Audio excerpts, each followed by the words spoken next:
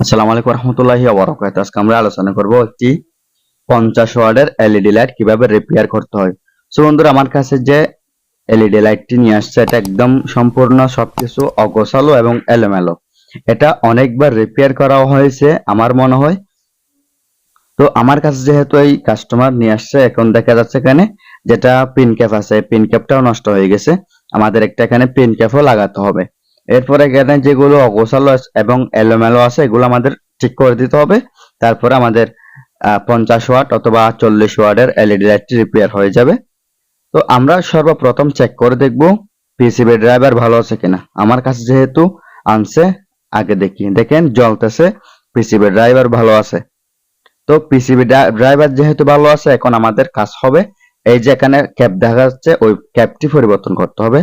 এটাকে pin cap বলা হয় অথবা ঢালাই ক্যাপ, যে কোনো একটা থাকবেই। যে কোনো এলইডি বাল্বের মধ্যে ক্যাপ থাকবে, পিন ক্যাপ অথবা ঢালাই ক্যাপ।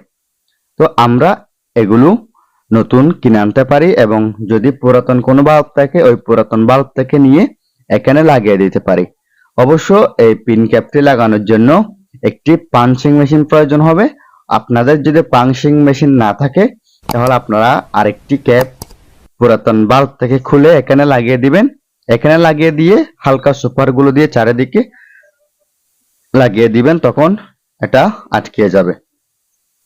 সবচেয়ে সুবিধাজনক হচ্ছে পাঞ্চিং মেশিন দরকার হবে, ঠিক আছে। যদি আপনার কাছে পাঞ্চিং মেশিন থাকে, ক্যাপ পাঞ্চিং, তাহলে আপনি খুব ইজিলি লাগাতে পারবেন। এই দেখেন পুরাতন ক্যাপটি আমি খুলে ফেলছি। এখন আমি আরেকটি নতুন ক্যাপ নিয়েছি, ঠিক আছে। এটাকে পিন ক্যাপ বলা হয়। আমি একটি নতুন ক্যাপ নিয়ে আমি এই ক্যাপ পাঞ্চিং মেশিনের সাহায্যে আমি লাগিয়ে ফেলবো। আমার কাছে ক্যাপ পাঞ্চিং মেশিন আছে, আমি ক্যাপ পাঞ্চিং মেশিনের সাহায্যে লাগিয়ে ফেলবো। অবশ্য আমার ইউটিউব চ্যানেলে পাঞ্চ কিভাবে করবেন ওই রকম একটি ভিডিও আছে, আপনারা ওইটা দেখে আসতে পারেন। তো আমি পাঞ্চিং মেশিনের সাহায্যে লাগিয়ে ফেলছি। এখন আমার কাজ হচ্ছে এই যে যেটা ড্রাইভার আছে ড্রাইভার সরাসরি ক্যাপ অর্থাৎ পিন ক্যাপের মধ্যে সংযুক্ত করে ফেলতে হবে। যেহেতু সবকিছু ভালো আছে, পিসিবি ভালো আছে, ঠিক আছে। এখানে পিসিবির কালার হচ্ছে গোল্ডেন কালার, অর্থাৎ আলো যেটা হবে বাল্বের, ওই বাল্বের আলোটি হচ্ছে গোল্ডেন কালার, ঠিক আছে। এজন্য অনেকে মনে করেন সাদা লাইট অথবা গোল্ডেন লাইট একই কথা। একই কথা বলতে আমি আপনাকে বলি, শুধু পিসিবিটা ভিন্ন, শুধু পিসিবিটা ভিন্ন। আপনি যদি গোল্ডেন কালারের লাইট যদি আপনি রিপেয়ার করতে জানেন তাহলে সাদা লাইটও পারবেন, একই কথা। শুধুমাত্র পিসিবিটি চেঞ্জ করা থাকে।